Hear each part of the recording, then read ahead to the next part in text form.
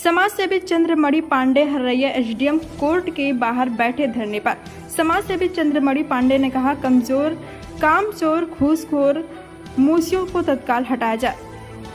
चंद्रमणि पांडे ने आरोप लगाते हुए कहा कि प्राइवेट मुंशियों द्वारा किया जाता है धनउगाही।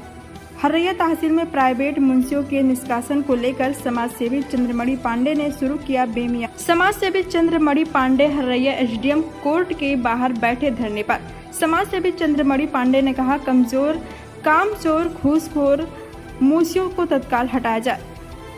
चंद्रमणि पांडे ने आरोप लगाते हुए कहा कि प्राइवेट मुंशियों द्वारा किया जाता है धनउगाही।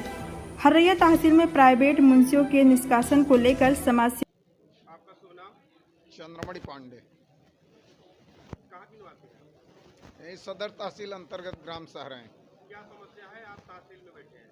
पूरा तहसील इस राम राज्य में कामचोर घूसखोर मुंशियों के सहारे चल रहा है। न्यायालय नायब तहसीलदार सदर के कार्यालय में भी 3 मुंशी हैं, राममणि, पिंकू और छोटेला। 2018 के मेरे बैनामे में जहां तारीख पर तारीख पढ़ते पढ़ते हाई कोर्ट के डायरेक्शन में 25/3/2023 को मुझे अपने पक्ष में आदेश मिला। वही खतौनी के लिए पहले मैं महीनों दौड़ा, खतौनी मिली भी तो त्रुटिपूर्ण कारण मैंने पैसा नहीं दिया था। यहाँ के मुंशी कहते हैं भगवान भी आ जाए तो बिना पैसे के काम नहीं होता है। दूसरे उस त्रुटिपूर्ण खतौनी को मैंने संशोधन कराया। उस बैनामे के संदर्भ में दीवानी में भी मुकदमा चल रहा है। वहाँ के लिए आदेश की नकल मैंने निकलवाना चाहा। 19 जून से आज तक मुझे नकल नहीं मिला है। ऐसे मैंने उपजिला अधिकारी हर्रैया को कल ज्ञापन देके मांग किया कि मान्य प्राइवेट मुंशी किस नियम के तहत रखे गए हैं और क्यों रखे गए हैं। पहली चीज़ तो ये नियम विरुद्ध है, इन्हें काम नहीं करना चाहिए। मान लीजिए कर्मचारियों का इस राम राज्य में अभाव है, रोजगार तो इनको देना नहीं है, जनता एक तरफ रोजगार न पाओ, दूसरे ऐसे प्राइवेट मुंशियों को पैसा दे कर्मचारियों के अभाव में।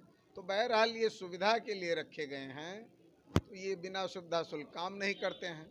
तो खतौनी के तरीके से निर्धारित कर दिया जाए कितने रुपए में नकल मिलेगा, कितने रुपए में खसरा मिलेगा, कितने में खतौनी मिलेगा, कितने में न्याय मिलेगा। जनता पैसा जमा कर दे, अपना ले ले। लेकिन अगर वह निःशुल्क मिलना चाहे तो मैं पैसा क्यों दूँ। ऐसे में इन भ्रष्ट मुंशियों को तत्काल हटाया जाए, अन्यथा 1.5 साल मैंने कोई संघर्ष नहीं किया है। मैंने देखना चाहा कि बिना संघर्ष के भी इन लोगों की नैतिकता जगती है कि नहीं जगती।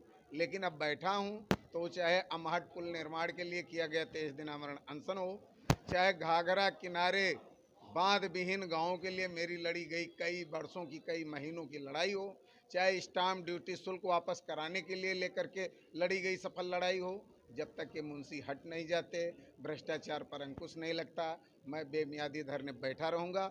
अभी तो ये धरना एकल है। अगर 2-3 दिन में भी अधिकारियों ने इस पे न्यायिक फैसला नहीं लिया तो यहाँ पर संख्या भी बढ़ेगी और कार्य बाधा भी उत्पन्न की जाएगी। अगर ये आपके मामलों को संज्ञान में नहीं लेते हैं तो अगली कार्रवाई आप क्या करेंगे? मामला संज्ञान में लेने का मतलब अब मेरी नकल नहीं, इन भ्रष्ट और कामचोर मुंशियों को हटाने से कम पर कोई समझौता नहीं,